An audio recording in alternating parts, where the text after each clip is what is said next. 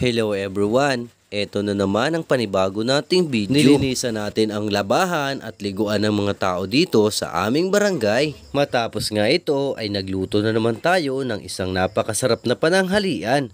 Tara at samahan nyo na naman ako sa panibago nating video. Let's go!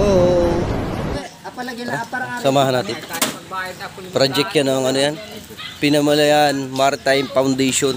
Sila ang mga estudyante ng Pinamalayan Maritime Foundation. Humingi nga sila ng tulong sa aming kapatiran para maisagawa ang kanilang proyekto. Bago nga ito ay pinagplanuhan muna namin ang gagawin bago kami pumunta sa area. Maya-maya pa nga ay dumating ang ating isang bisita. At galing pa yan ng Kalima. Matapos ngang makapagplano ay nagdiretso na tayo sa area na kung saan ay lilinisan natin ng isang balon. Antipolo ang tawag namin sa lugar na ito. Noong unang panahon ay halos 50% ng taga rito sa amin ang naglalaba at naliligo dito. At sa ngayon ay halos konti na lang ang gumagamit nito. Nagkaroon na kasi ng patubig ang aming barangay. Dahil nga sa request ng mga estudyante at sa mga taong nakatira sa purok na ito ay pinagtulong-tulungan natin itong limasin. Pinagbabrush din namin ang mga lumot na nasa bungad ng balon. Kailangan nating matanggal ang mga lumot sapagkat ito'y delikado sa mga taong naglalaba at naliligo dito. At sa simpleng pagtulong natin ay makakapagbigay tayo ng ngiti sa mga taong naliligo at naglalaba rito. At hindi magiging successful ang ating project kung wala ang mga tropa at ang mga kabataan. Sa part nga na ito ay nag-start na tayo sa paglilimas. Uubusin natin ang laman nitong tubig para mawala ang mga layak at mga burak na nasa ilalim ng balon. Iba na kasi ang amoy ng tubig sa balon dahil sa mga na-stock na dumi dito. At nang malaman natin sa ibang tropa at mga estudyante ay hindi tayo nag-atubiling tumulong sa paglilimas nito. Nang konti na nga ang tubig sa balon ay lumabas na ang mga dumi at layak dito. Layak ko. Bandit sa isang bag. Oh. Dito lagi din hipon. Oh. Dito mo na yung hipon. Nana.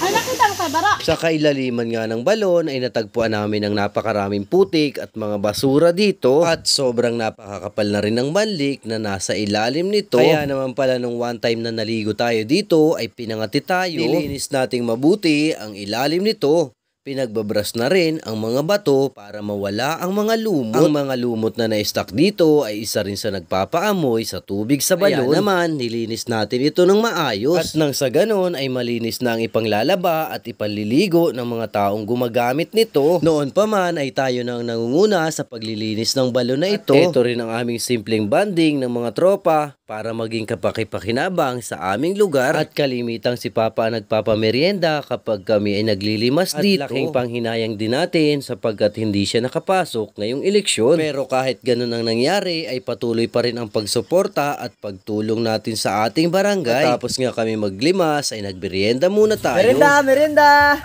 Sa pagod sa paglilimas ay nakaramdam na agad tayo ng pagkagutom. At pag uwi ko nga sa bahay ay agad nating inintindi ang ating mga isda. 2 pirasong burgis, 1 manitis at 1 bugiw ang ating lulutuin ngayon mga idol. Ipiprito nga lang natin sila para mabilisan ang ating pagluluto. Isinalang na nga natin ang kawali at nagpainit na agad ng mantika. Nang mainit na nga ang mantika ay isinalang agad natin ang mga isda. Napakasarap ng pinirito ng mga isdang ito. At dahil dito ay siguradong mapaparami na naman tayo ng kain. Hinintay nga lang natin na maluto ang kabilang side at pagkatapos ay binaliktad na natin ang mga ito. Sa amoy pa lang ng ating piniprito ay lalo na tayong nakaramdam ng pagkagutom at lalong nakakatakam din ang kanilang mga itsura. Dahil nga sa malakas ang dagat ay nasabik na naman tayo sa lasa ng mga isda. Nang maluto na nga ang ating piniprito ay agad nating hinango ang mga ito. Bukod sa isda ay nagprito din tayo ng itlog. Magiging pang-ulam natin ngayong pananghalian. Dahil nga sa mga pritong ito ay naghanda na tayo ng ating sausawan.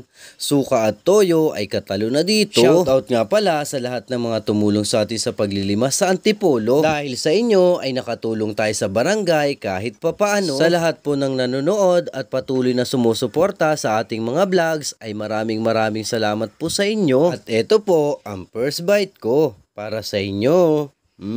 Sarap. Kain po tayo mga katalong.